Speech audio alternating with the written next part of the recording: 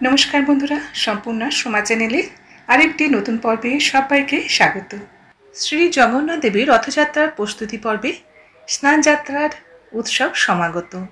সনাতন ধর্মের বছরভর নানা অনুষ্ঠান উদযাপন করেন ভারতবাসীরা। সেরকম একটি অত্যন্ত গুরুত্বপূর্ণ উৎসব হল রথযাত্রা।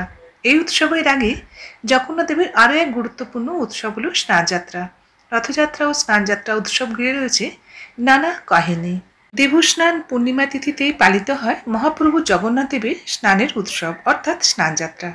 এই দিন শ্রী শ্রী জগন্নাথ দেবের জন্মতিথি। স্নানযাত্রা হিন্দু ধর্মাবলম্বীদের কাছে খুবই গুরুত্বপূর্ণ একটি উৎসব। বন্ধুরা, আপনারা হয়তো জানেন না এই স্নানযাত্রা উৎসব কবে থেকে চলে আসছে। তাহলে জেনে নিন। স্কন্দপুরাণ মতে পুরীর মন্দির প্রতিষ্ঠার পর রাজা ইন্দ্রদুম্ন এই অনুষ্ঠান প্রচলন করেন। আগামী 11 জুন 27শে জ্যৈষ্ঠ বুধবার দেবস্নান পূর্ণিমার মহাপ্রভু জগন্নাথ দেবের। তাহলে আসুন জানিয়ে দিচ্ছি দিনক্ষণ ও পুণ্যতিথি। বিশুদ্ধ সিদ্ধান্ত মতে পূর্ণিমা তিথি আরম্ভ বাংলার 26শে জ্যৈষ্ঠ মঙ্গলবার, ইংরেজি 10ই জুন মঙ্গলবার। সময় সকাল 11:37। পূর্ণিমা তিথি শেষ বাংলার 27শে জ্যৈষ্ঠ বুধবার, ইংরাজি 11 জুন বুধবার। সময় দুপুর 1:14। এরপর জেনে নিন গুপ্ত প্রেস পঞ্জিকা মতে পূর্ণিমা তিথি আরম্ভ বাংলা 26শে জ্যৈষ্ঠ মঙ্গলবার, ইংরেজি 10ই জুন মঙ্গলবার। সময় সকাল 11:03:29। পূর্ণিমা তিথি শেষ বাংলা 27শে জ্যৈষ্ঠ বুধবার, ইংরেজি 11 জুন বুধবার। সময় দুপুর 12:37:05। প্রভু জগন্নাথ দেবের স্নানযাত্রার উৎসবটি কিভাবে সম্পন্ন হয় সেটা এবার জেনে নিন। স্নানযাত্রার দিন ভোরবেলা প্রভু জগন্নাথ দেব, বলভদ্র, সুভদ্রার মূর্তি মন্দিরের রত্নবেদী থেকে বাইরে আনা হয়।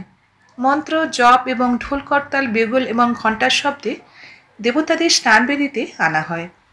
এটি ধাড়ি পাহান্ডি শোভাযাত্রা নামে পরিচিত। তিনটি মূর্তিকে নামানোর জন্য তালগাছ দিয়ে একটি অস্থায়ী ঢালু রাস্তা তৈরি করা হয়।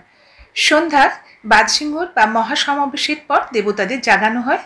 তারপর পুরোহিতরা 4 জন অধিষ্ঠাত্রী দেবতা সুদর্শন, বলভদ্র, সুভদ্রা এবং জগন্নাথকে অস্থায়ী ঢালুতে নিয়ে যান। তারপর মূর্তিগুলিকে উত্তর দিকে প্রস্থানে নিয়ে যান এবং 7 পাহাড় বা 7 ধাপ এলাকায় স্থাপন করা হয়। সুসজ্জিত স্নানের মঞ্চটি চন্দ্রথাপ নামে পরিচিত। মঞ্চে দেবতারা একটি গোলাকার পাথরের ওপর বসে থাকেন। এরপর পুরোহিতরা জয়দেবের দশাবতার স্তোত্র জপ করে ভগবান বিষ্ণুর বিভিন্ন অবতারের মহিমা প্রকাশ করেন। বিধিসম্মত উপায়ে সমস্ত রকম নিয়ম কানুন মেনে দেবতাদের স্নানযাত্রা অনুষ্ঠানটি সম্পন্ন করা হয়। দেবতাদের স্নানের জন্য জল আনা হয় কূপের ভেতর থেকে। জগন্নাথের শীতলা মন্দিরের পাশে মন্দির কমপ্লেক্সের উত্তর প্রবেশের কাছে সোনাকুয়া বা সোনার কূপ নামে পরিচিত একটি মন্দির। দেবতাদের স্নানের জন্য 108 কলসি সুগন্ধি এবং ভেষজ জল ব্যবহার করা।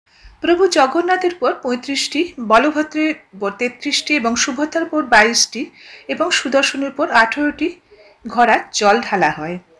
প্রতিটি পাত্রের জলে জাফরান, কর্পূর, চন্দন কাঠের পেস্ট, ভেষজ এবং সুগন্ধি পদার্থ মিশ্রিত করা হয়। প্রতিটি ঘড়া বা কলসের মুখ কাপড় দিয়ে বেঁধে দিয়ে উপরে একটি নারকেল রেখে দেওয়া হয়।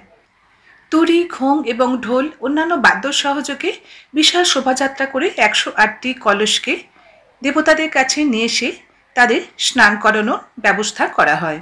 এরপর 4 দেবতার জল আলাদা করে পুরোহিতরা পূজা শুরু করেন। মেকা পুরোহিতরা প্রতিটি দেবতার সামনে একটি রূপার পাত্র রাখেন।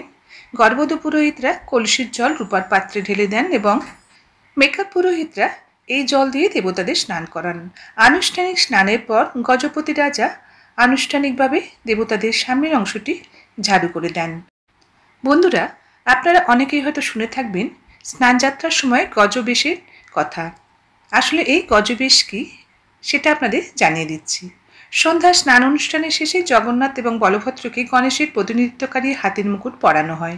দেবতার এই রূপকে বলা হয় গজবেশ বা হাতিবেশ।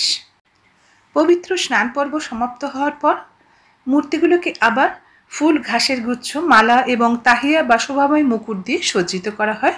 তারপর একে একে 4 দেবতাকে গর্ভগৃহের কাছে একটি ঘরে স্থাপন করা হয়। ওই দিন দেবতাদের গর্ভগৃহে নিয়ে যাওয়া হয় না।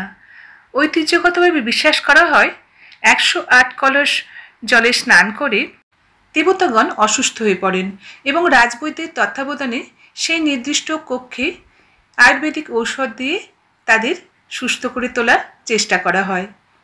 এই অবস্থাকে বলে অনাসর। তারপর দেবতারা সুস্থ হয়ে ওঠার পর রথের সময় দর্শকদের সামনে এসে তারা দর্শন দেন। এরপর রথযাত্রার অনুষ্ঠান সমাপ্ত হওয়ার পর দেবতাগণকে পুনরায় মূল গর্ভগৃহে স্থাপন করানো হয়। এই অনাসর বা অসুস্থ অবস্থায় থাকাকালীন ভক্তরা দেবতাদের দর্শন পান না। এক পক্ষকাল পরে দেবতাগণ সুস্থ হয়ে ওঠেন, তাদের ভক্তদের দর্শন দিতে শুরু করেন।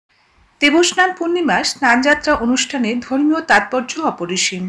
হিন্দু কিংবদন্তি অনুসারে বিশ্বাস করা হয় যে স্নানযাত্রার সময় দেবতারা জ্বরে আক্রান্ত হন এবং 15 দিনের জন্য নির্জনবাসে থাকেন। পুনরুজ্জীবিত হওয়ার পরই মূর্তিগুলি জনসাধারণের দর্শনের জন্য উপস্থিত হয়।